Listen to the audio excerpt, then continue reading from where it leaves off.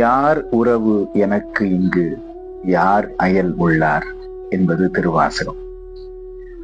நமக்கு உறவென்றும் பகை என்றும் நாம உருவகப்படுத்திக் கொள்ளக்கூடியதுதான் நம் மனம் செய்கின்ற செயல்.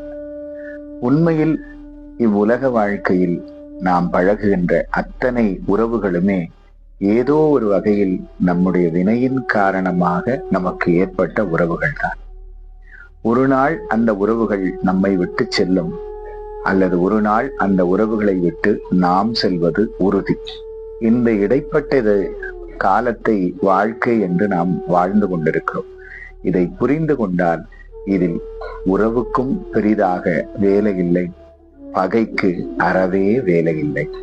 வாழ்க்கையை வாழ்க்கையாக பார்த்து ஆனந்தமாக வாழ முடியும்.